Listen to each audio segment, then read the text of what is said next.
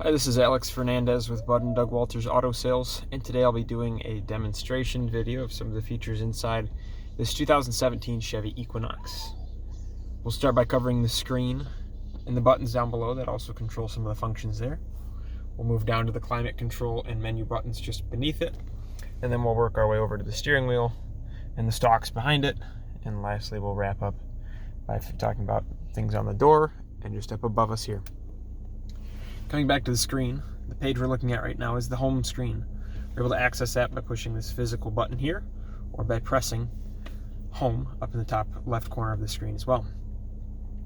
Right now we have the primary used apps on this first page. You'll notice it says page 1 of 3, and we can cycle through and there are a couple more options for functions there, but these are the most commonly used on this first page. We have Now Playing, which would open whatever audio we're listening to. Phone, where we'd go to hook up our Bluetooth hands-free device.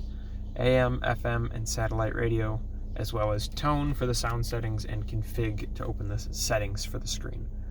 I'm going to start by hitting Now Playing, which is going to open whatever audio we're listening to, in this case FM radio. You'll see the station displayed in the upper left-hand corner. We're able to adjust the volume to the dial on the left, and change the station with the dial on the right. Along the bottom of the screen here we have our presets. You'll see it says favorites 2 of 6. Down below we have a FAV, favorites button, which cycles through those 6 possible pages of favorites. And the reason they give you so many is that you're able to mix and match AM, FM, and satellite radio stations all within the same preset list. To set a preset, simply pick which slot you'd like to use. You're able to hold the slot on the screen or use the physical buttons down below to save a preset. Just hold until it saves. The menu button here we can access on the screen. We can also access it in that dial there. That gives us the FM station list, which we can then look at the stations available to us. Hit that back button. We have a category list. And then we can update that station list as well if we were in a different location. We can also press the back button right down here to come back to the previous screen. The source button, we have one down below as well as up on the screen. What that button does is allows us to cycle through the different available sources of audio: AM, FM, satellite, Bluetooth, USB, and auxiliary. Moving on to the next function, we'll go back to the home page and go to phone. To plug in a device, to add a device to the car, we go to phone settings, we go to Bluetooth, and then pair device.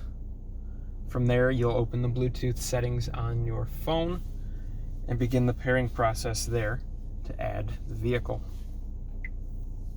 Once you've done that, you'll be able to make and receive phone calls in the car hands-free, and you'll be able to answer and reject or hang up those phones using the buttons here on the steering wheel. We're also able to give voice commands, which is this button here, telling it to call someone from your contacts or just speaking a number for it to dial. Going back to our screen, whether we open AM, FM, or XM, they'll all look very similar to what we saw earlier. Tone allows us to adjust the bass, the mid-range, the treble, and the fade and balance for the audio. And Config gives us some vehicle settings and screen settings. Most of these are things that don't have to be messed with unless there's something in there that gets out of place. Otherwise they can stay kind of as they are. Looking down below, we've talked about most of these buttons, but we have the favorite and the source button we talked about. We have seek buttons for the radio, a play and pause button, a mute button, a button to access the phone menu, a physical version of the config button, as well as tone, AS, which stands for auto store, which pertains to your radio presets. We have a clock button to access clock settings, info, which would give us audio info, a 5-day forecast, nearby fuel stations, and movie show times. Those things are available when you subscribe to XM satellite radio. And then we have our home and our back button there. Moving down below, we have our hazard lights and our climate control. The left dial will control fan speed, which will display what you're changing on the screen there when you press a button or twist a dial. The right dial controls the temperature. Again, you'll see that changed as we rotate counterclockwise or clockwise. There's a button within each dial.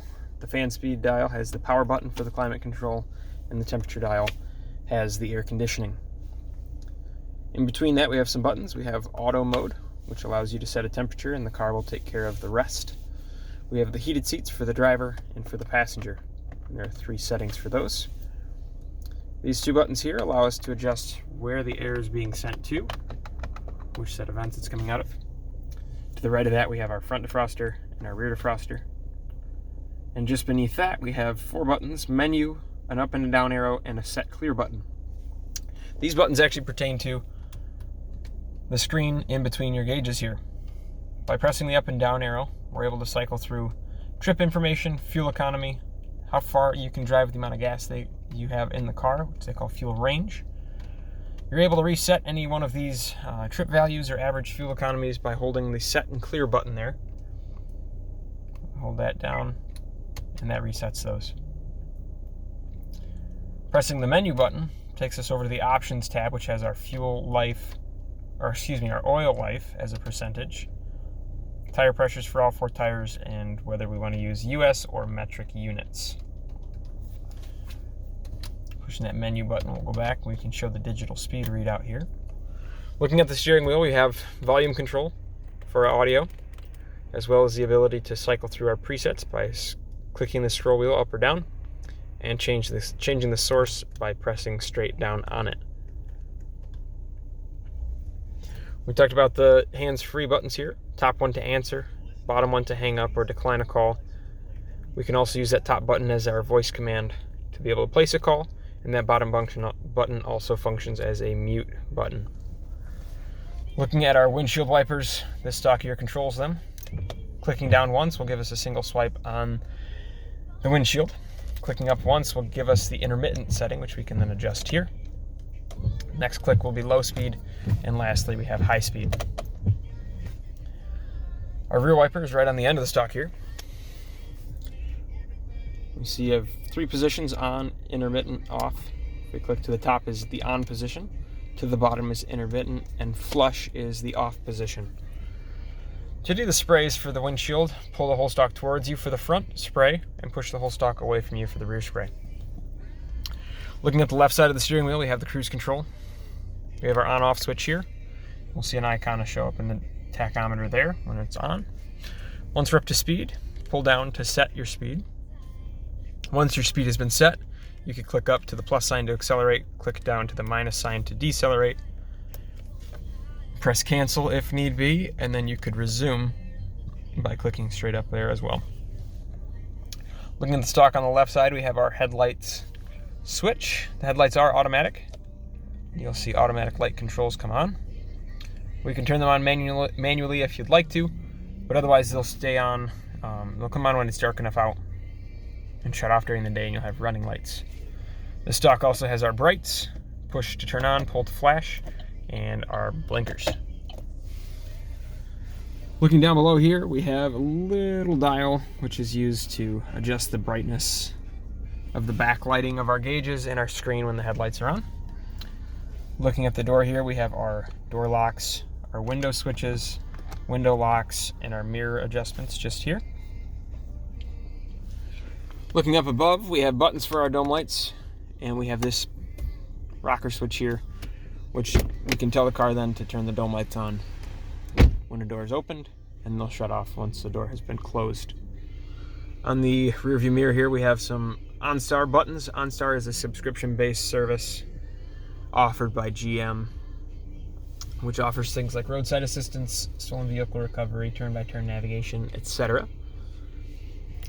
Down below in the center console here, we have an eco button, which is simply, you'll use that if you're wanting to prioritize getting better gas mileage. Most often that would be used on the highway during a longer trip. And right back here, we have the button to turn off the traction control, which is on by default every time you start the vehicle, but can be turned off if you were to get stuck in deep snow or mud or something along those lines. Those are the primary functions of this 2017 Chevy Equinox. If you have any more questions, please refer to us at waltersautos.com or feel free to call 269-375-7008 to ask any questions or make an appointment. Thank you.